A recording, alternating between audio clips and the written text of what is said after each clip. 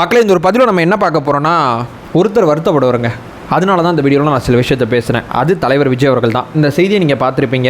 இந்த செய்தியில் நீங்கள் இந்த ரோஸ்டர் பிரதர்ஸை மட்டும் ஃபோக்கஸ் பண்ணுறீங்க. கலாச்சு விட்டாங்க, நம்ம பசங்க அடிச்சிட்டாங்க அப்படிங்கிற 2 லேயர் இருக்குதுல.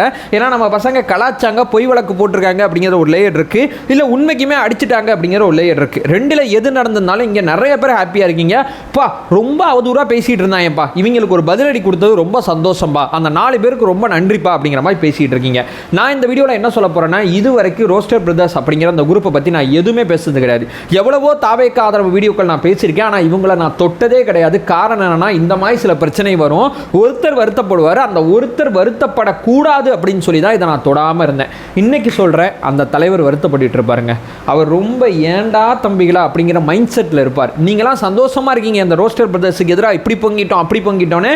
என்னோட தலைவர், உங்களோட தலைவர், நம்மோட தலைவர் வருத்தப்பட்டு கொண்டிருக்கிறார். அதை ஒரு காரணத்துக்காண்டி தான் இந்த வீடியோவில் சில விஷயத்தை நான் உங்கள்கிட்ட ஷேர் பண்ணிக்கிறேன். இனிமே யாரும் இந்த தவறை செய்யாதீங்க. உற்சாக வணக்கங்கள். வாங்க பதிவுக்குள்ளே போகலாம்.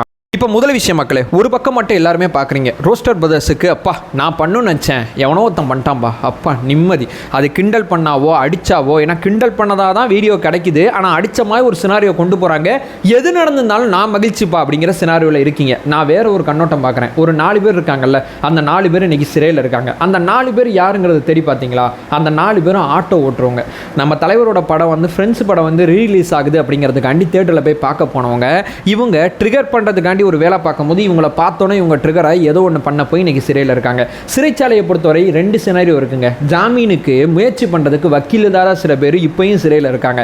ஜாமீன் கிடச்சோம், அதுக்கு வந்து அந்த பிணை தொகை அப்படிங்கிற ஒரு தொகை இருக்கும், அந்த காசை கட்ட முடியாமல் சில பேர் சிறையில் இருக்காங்க. சிறை அப்படிங்கிறது சாதாரண விஷயம் கிடையாது. இந்த 4 பேரும் ஆட்டோ ஓட்டினா தான் அவங்க குடும்பம் இன்னைக்கு அவங்களுடைய வேலைகள் அத்தனையுமே பார்க்கும். இன்னைக்கு அவங்களுக்கு அந்த வேலைகள் அத்தனையுமே நடக்குமா அப்படிங்கிறது தெரியல. இந்த டிஎம்கே ஈகோ சிஸ்டமாக இருக்கட்டும், இப்போ நான் சொல்ல போகிற 3 ஈகோ சிஸ்டம் நம்மள்ட்ட எதிர்பார்க்கறது இதுதான். இந்த தப்புக்குள்ள போய் விழுந்துராதீங்க அப்படிங்கிறத நான் இங்கே சொல்கிறேன். ஒரு பக்கம் டிஎம்கே ஈகோ சிஸ்டத்தில் ஏகப்பட்ட யூடியூப் சேனல், யூடியூப் ரோட்டர்ஸு, இந்த ரோஸ்டர் பிரதர்ஸு, இந்த பக்கம் பேரலையில் இருக்கக்கூடிய சில பேருன்னு சொல்லி இவங்க அத்தனை பேருமே அவதூறு அப்படிங்கிறத தெரிஞ்சே பரப்புறாங்க. அவதூறுனா ஒன்றும் கிடையாதுங்க, சொல்கிறது பொய்யும் தெரிஞ்சே சொல்கிறது பொய்ங்கிறப்ப நம்ம ட்ரிகர் ஆகும், அவங்கள பார்க்கும்போது கோவம் வரும், நம்ம எதாவது பண்ணுவோம், நம்ம மேலே கேஸ் போடுறது, இதான் இவங்களுடைய அஜெண்டா.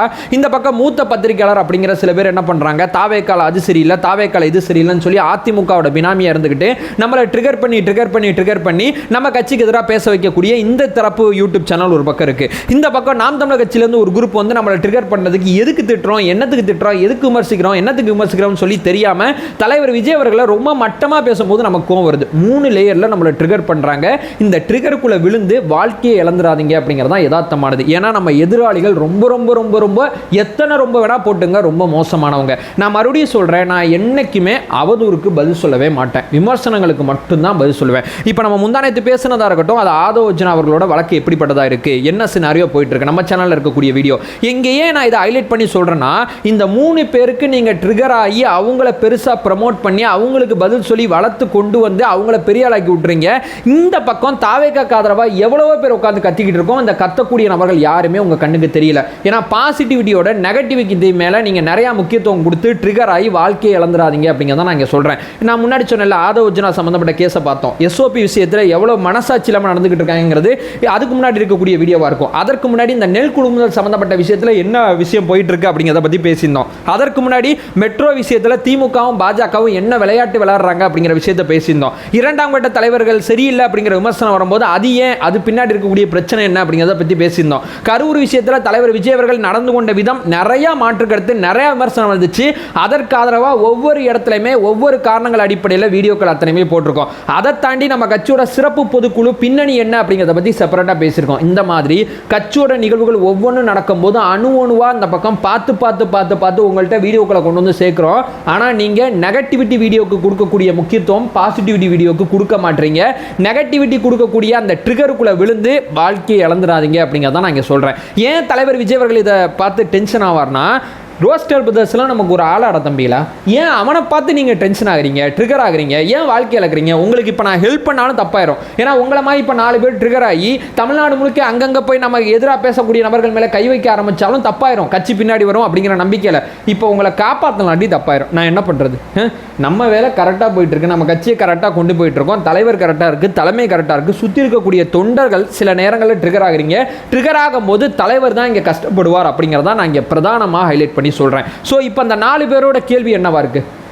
அவங்கள்ட்ட நம்ம என்ன பேச முடியும்? இந்த 3 நாள் அவங்க வாழ்வாதாரம் என்னவா இருக்கும்? எப்போ அவங்க வழக்கு இயறிங்கி வரப்போகுது, எப்போ இதை பண்ண போகிறாங்க, எப்போ அவங்களுக்கு ஜாமீன் கிடைக்கும், சிறை அவங்களுக்கு எவ்வளவு அவங்களால சிறையில் அவங்களால இருக்க முடியும்? அதாவது கொலை செஞ்சு, கற்பழித்து, போதைப் பொருள் கடத்தி, இந்த மாதிரி பல தப்பு பண்ணி சிறைக்கு போகிறவனுக்கு சிறை உறுத்தாது. எதுவுமே பண்ணாமல் கோவப்பட்டு ஒரு உணர்ச்சி வசப்படுற விஷயத்தில் கோவப்பட்டு டக்குன்னு ஒரு வார்த்தை பேசி சிறையில் போய் உட்காரும் போது அந்த வலியும் வேதனையும் நான் என்னடா தப்பு பண்ணேன் அப்படிங்கிற ஒரு கொஸ்டின் இருக்குல்ல, அந்த கொஸ்டின் உங்களுக்கு அவ்வளோ தூரம் கோவம் வரும், இந்த சமுதாயத்தின் மேலே அவ்வளோ தூரம் வெறுப்பு வரும். இப்போ இவங்க சிறை விட்டு வெளியே வந்த பிறகு இவங்கள இந்த சமுதாயத்தில் பார்க்குற கண்ணோட்டம் என்னமா இருக்குது? எவ்வளோ பிரச்சனை, எவ்வளோ லேயர் இருக்குது தெரியுமா? அதில் தலைவரையும் கஷ்டப்படுத்தி, சம்மந்தப்பட்டவங்க குடும்பத்தையும் கஷ்டப்படுத்தி, தாவேக்கான சிறை அப்படிங்கிற பயத்தையும் உருவாக்கி, ஏன் இந்த தேவையில்லாத வேலை? ரோஸ்டர் பிரதர்ஸ் கத்துறாங்கன்னா நீ கண்டுக்காம போனீங்கன்னாவே எந்த இஷ்யூவும் கிடையாதுங்க. நீங்கள் கண்டுக்க தான் அது பஞ்சாயத்து பிரச்சனை. அதைத்தான் நான் இங்கே ஹைலைட் பண்ணி சொல்கிறேன். நமக்கு எதிராக பேசுகிறவங்களுக்கு நீங்கள் நிறையா முக்கியத்துவம் கொடுக்க நமக்கு ரொம்ப ரொம்ப ரொம்ப ரொம்ப கோபம் அதிகமாக வரும். கோபம் அதிகமாக ஏதாவது பண்ணணும்னு தோணும். அந்த கோபத்தை நம்ம ஃபேமிலியில் காமிப்போம், அவனோட கமெண்ட் செக்ஷனில் காமிப்போம், அங்கே காமிப்போம், இங்கே காமிக்கும். தேவையில்லாத பஞ்சாயத்து, தேவையில்லாத ப்ரெஷர் தான். எல்லாம் சரியாக போயிட்டுருக்கு. நாங்கள் ஒரு 10 பேர் பேசிக்கிட்டு இருக்கோம். அந்த 10 பேருக்கு சப்போர்ட் பண்ணுங்கள். நான் மறுபடியும் சொல்கிறேன், ஒருத்தர் நல்லது பண்ண நமக்கு முன்னாடி போயிட்டுருக்கார்.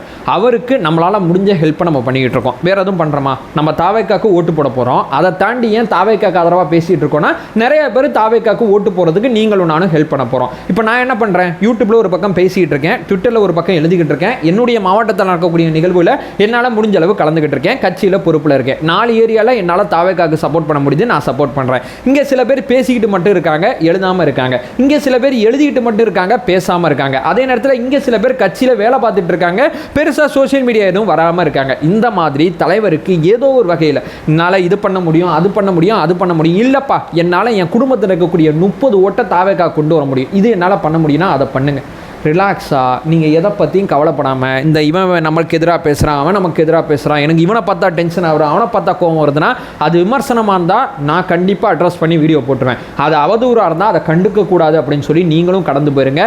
நம்ம விமர்சிக்க வேண்டியது தமிழக மக்களுக்கு நடக்கக்கூடிய நிர்வாக தவறுகள் தான். தலைவர் விஜய் என்றைக்குமே பாருங்களேன், நிர்வாக தவறுகளை சுற்றி மட்டும்தான் அவர் பேசுவார், வேறு எதுவுமே பேச மாட்டார். அவருக்கு எதிராக பரவாத அவதூறா இந்த 1.5 வருஷம் 2 வருஷத்தில் எவ்வளோ அவதூறு போனாலும் நான் வந்தது தமிழக மக்களோட நிர்வாக தவறுகளை சுத்தி காட்டி, இந்த நிர்வாக தவறுகள் மறுபடியும் நடக்காம இருக்கணும்னா எனக்கு வாக்களிங்க அப்படின்னு சொல்றதுக்காட்டி தான் நான் அரசியல் களத்துக்கு வந்திருக்கேன்.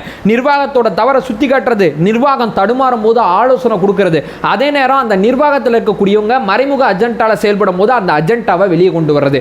என்னுடைய சிந்தனை முழுக்க மக்கள் வரிப்பணம் கட்டுறாங்க, அந்த வரிப்பணத்துக்கு ஏற்றபடி அந்த மக்களை சரியா நிர்வகிக்கிறது மட்டும்தான் என்னுடைய அஜெண்டா, என்னுடைய நோக்கம். எனக்கு எதிராக நீ என்ன பேசினாலும் நான் கவலைப்பட மாட்டேன். என் மக்களுக்கு தவறான நிர்வாகத்தை நீ கொடுத்தினா நான் கேள்வி கேட்பேன் அப்படிங்கிற உயர்ந்த நோக்கத்தோட ஒருத்தர் பயணிச்சுக்கிட்டு இருக்காரு. அவருக்கு என்னால் முடிஞ்ச 4 ஏரியாவில் நான் பக்கபலமாக இருக்கேன். உங்களால் முடிஞ்ச ஒரு ஏரியாவில், இல்லை உங்களால் முடிஞ்ச அரை ஏரியாவில், எங்கேயோ ஒரு இடத்துல உங்கள் வீட்டில் இருக்கக்கூடிய 4 ஓட்டை தாவேக்காக கொண்டு வந்தாவே நீங்கள் தலைவருக்கு பண்ணுற பெரிய ஹெல்ப்புங்க. தேவையில்லாமல் இந்த மாதிரி ட்ரிகர் ஆகி கேஸ் வாங்கி இப்போ நம்ம கட்சி நேரடியாக உதவி பண்ண முடியாது, மறைமுகமாக உதவி பண்ணுவாங்களா அப்படிங்கிறது தெரியல. உண்மைக்குமே அந்த வழக்கோட நோக்கம் என்னன்னு தெரியல. உண்மைக்குமே அடிச்சிட்டாங்களா என்ன ஏது எதுவுமே தெரியல. இப்போ கிடைச்ச தகவல் அடிப்படையில் அடிக்கலை அப்படிங்கிற நிலைப்பாட்டில் நான் இருக்கேன். ஏதோ கிண்டல் பண்ணியிருக்காங்க, கேஸ் கொடுத்துட்டாங்க அப்படிங்கிறது தான் எனக்கு தோணுது. ஏன்னா வண்டி எடுத்துகிட்டு போயிட்டார் அந்த வீடியோ பார்க்கும்போது. மேபி அதுக்கப்புறம் போயிட்டு எதுவும் தகராறு ஆயிடுச்சா, அவர் எதுவும் கூப்பிட்டு வந்தார், இவங்க எதுவும் கூப்பிட்டு வந்தாங்களாங்கிறது தெரியல. ஸோ காவல்துறை வழக்கு பதிவு செஞ்சுருக்காங்க. இப்போது நான் முன்னாடி சொன்னபடி, வீடியோ ஆரம்பத்தில் சொன்னபடி, நம்ம எதிராளிகள் ரொம்ப மோசமானவங்க. என்னப்பா இதெல்லாம் அநியாயம் தானே, அதெல்லாம் தட்டி கேட்கணும் தானே அப்படின்னு நீங்கள் சொன்னீங்கன்னா, ஆமாம் தட்டி கேட்கணும், மாற்றுக்கிறது கிடையாது. அதே நேரத்தில் யார் எதிர்க்கிறோம், எங்கே எதிர்க்கிறோம், எப்போ அடிக்கிறோம், எல்லா ஆங்கிளும் பார்த்து கரெக்டாக விளையாடணும். தலைவர் விஜய் அவர்கள் இப்போ ஏன் அரசியலுக்கு வந்தார்? அவருக்கு மக்களுக்கு நல்லது பண்ணுங்கிற எண்ணம் வர்ற அன்றைக்கே வர வேண்டியதானே, இன்றைக்கே வந்தார். எல்லாத்துக்கும் காலமும் சூழலும் நேரமும் ரொம்ப ரொம்ப முக்கியமானது. எல்லாத்தையும் பார்த்துட்டு தான் நம்மளுடைய செயல்பாடு அத்தனையுமே இருக்கணும். அதை விட்டுட்டு ரொம்ப ட்ரிகர் ஆகி ரொம்ப கோவப்பட்டு தயவு செய்து சொல்கிறேன், வாழ்க்கையை இழந்துடாதீங்க. வேறு எதுவுமே நான் சொல்ல போகிறதில்ல. ஒரு கேஸ் வாங்கினீங்கன்னு வைங்களேன், உங்களால் வெளிநாடு போகிறது எவ்வளோ சிரமங்கிறத கேஸ் வாங்கின அத்தனை பேர்ட்ட போய் கேளுங்க.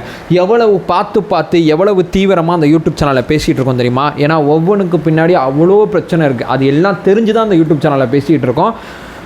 நண்பர்களே, தயவு செய்து ட்ரிகர் ஆகாதீங்க. எதிராளிகள் நான் சொல்கிற அந்த 3 லேயரை தவிர்த்துருங்க. தாவேக்கா மட்டும் பாருங்கள், ரிலாக்ஸாக இருங்க, தலைவர் ஜெயிச்சிருவார். எதை பற்றியும் கவலைப்படாதீங்க. அதை சொல்லிட்டு இந்த வீடியோ நான் என் பண்ணிக்கிறேன். நம்ம சேனலை ஃபர்தராக ஃபாலோ பண்ணிங்கன்னா பொலிட்டிக்கல் சார்ந்து மிக முக்கியமாக பல்வேறு விதமான விஷயத்தை நம்ம பேசிகிட்டு இருக்கோம். நம்மளோட ஒரே நோக்கம் அறியாமை அகற்ற வேண்டும், அறியாமை அகற்றப்பட வேண்டும். Thank you so much.